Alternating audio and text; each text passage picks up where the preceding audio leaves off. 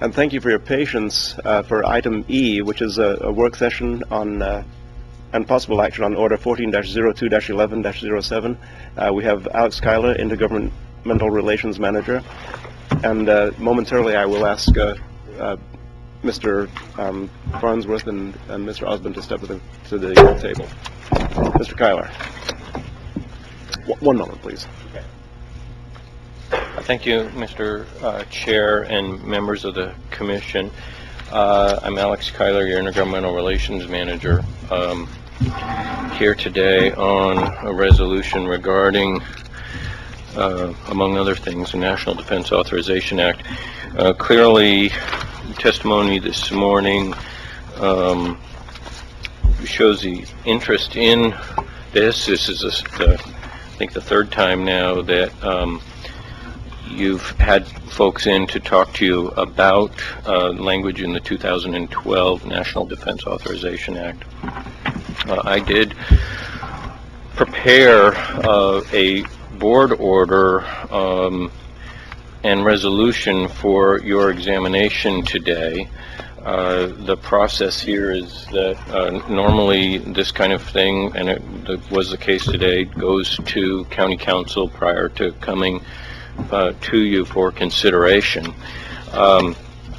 There's been a lot of discussion about various parts of the 2012 NDAA specifically, and whether they are constitutional or not.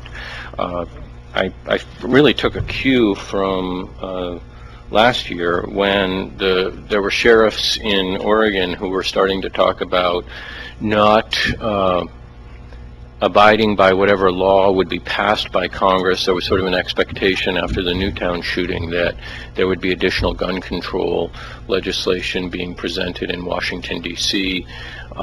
There was an expression sort of prior even to that action from some sheriffs across the U.S. that they would not agree to uphold any laws that Congress passed with respect to those kinds of laws. And our sheriff, in response to that, suggested that he'd taken this oath of office when he took office and would abide by whatever laws that Congress passed. And it just made me think about the actions that you've been requested to take today or otherwise with respect to passing a resolution expressing your concern for what are suggested to be unconstitutional provisions of law that have been passed by this act, the NDAA, which is an annual appropriations bill passed by Congress.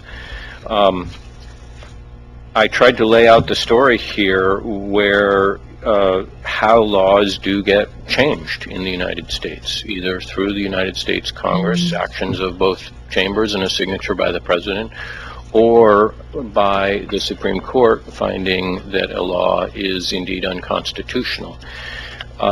Those are the two methods available to us as United States citizens for having laws changed, and you as a board have taken up your concern with the language in the 2012 NDAA, both as individuals.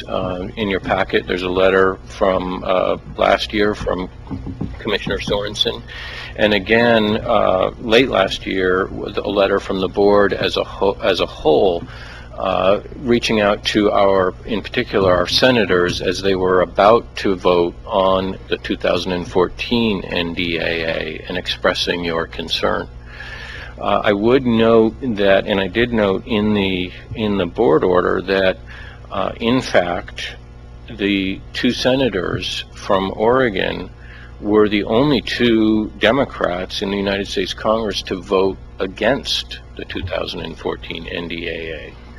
Now, I checked with their offices after that vote to find out if our correspondence to them had any bearing on their vote in opposition to the bill, and what I was told was that it did not, that they had had other concerns with the measure and voted against it for those reasons. But even in 2012, I've gotten some correspondence from Senator Merkley's office where he did vote in 2012 against the 2012 NDAA due to the provisions that were found in the bill as it came to the Senate. And so it's definitely this sort of ongoing story about the provisions from 2012, and you've heard a lot of testimony about it today.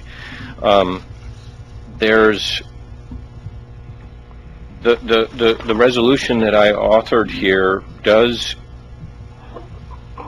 conclude that you would reaffirm your concern over that particular language and continue to express your concern about it. Frankly, you have the ability to reach out to your Oregon senators. They've already voted against this bill. There may be some more advocacy we can do with respect to it. I'm not exactly sure what that would look like in terms of trying to get other senators to express their concern over these provisions. Perhaps a more strongly worded order or resolution that could be used by a national advocacy organization against this could be useful. That's certainly within your purview to take another stab at writing something that you'd like to have more specific with respect to that language. But I'm frankly, I'm just not quite sure what more we can do, what you can do, than continue to write to the Oregon delegation to express your concern with the measure. There's been sort of this conversation about, well, you could in fact suggest that you won't enforce those, or you would direct the sheriff to not enforce certain provisions, which is fine. I think it sort of sets the board up for a conversation about civil disobedience, if you will, and how far you want to take that. If we're willing to step into that milieu as a county, where should it end? Clearly, we've been advocating for changes in federal forest policy for the better part of the last 15 years. And is it time now to stop that advocacy and go into the federal forest and start cutting trees without the United States Forest Service or the Bureau of Land Management Authority? I mean, I think these are the sort of the questions that you really have to ask yourself is, do you as a Board of Commissioners get to pick and choose which laws you'd like to enforce, abide by, or otherwise? And that's why I crafted the ordinance, or excuse me, the order/resolution as it exists today, to simply point out that you will continue to work to change this, but the vehicle available for your advocacy is fairly limited. Thank you, Mr. Kyler. Any questions or comments for Mr. Kyler from the board? Commissioner Sorensen. I'm wondering, because of the public interest in this, if we could maybe step back from this and look at a range of what other governments have passed as resolutions. Not that we want to do it the way all the others have done it, but if there are some examples out there, and then maybe we could have different options in front of us of what we could do. I just Googled the phrase City of Albany, New York, NDAA, and came up, the first item is Albany, New York introduces strongest resolution in America against NDAA. So, that, I don't know a whole lot about what their resolution was, but that would be an example of moving this forward. We could have several options for the public to comment on, so we could build on the idea of here's a National Defense Authorization Act that says we're all for it, and we don't think there are any problems or constitutional intrusions, and we think it's great that the military can lock up the public. So that would be one, and that would be like option A. And then there might be this Albany, New York one, option B, and then we would open this up to public comment so we could get a sense from the public of, well, how far do they want us to go. My own view is that having a strong sense of the board that we've considered, things like the spying, which I think is a separate topic. I could be wrong on that, but I think that the main topic is the incarceration provision, which I think is what the district court, in ruling it unconstitutional, really focused on. And I think several people in the public comment talked about, the experience of Japanese Americans in World War II and having them incarcerated by U.S. military. The irony is that if you've gone to any of these places, which I've gone to the one in Idaho, and I've gone to the memorial for this in Washington, D.C., that actually Japanese American men were actually barred from serving in the U.S. Army at the beginning of this incarceration period.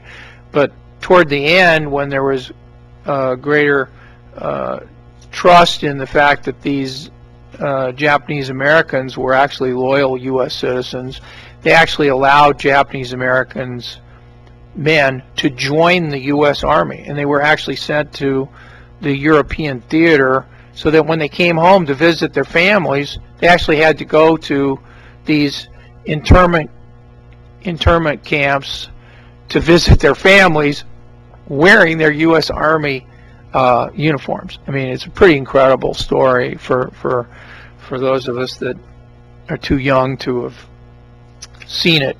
So I don't think it's as far-fetched as some people might say, that, oh, you're just worrying about something that won't occur, when we know that in the case of someone that's my age, my parents actually saw this. So, and we're not talking about something as distant as, genocide in Germany or genocide in Cambodia. We're talking about things that occurred right here. So one idea is to have an array of these resolutions so that we can schedule a public hearing, hear from the public, that the public comment will be meaningful.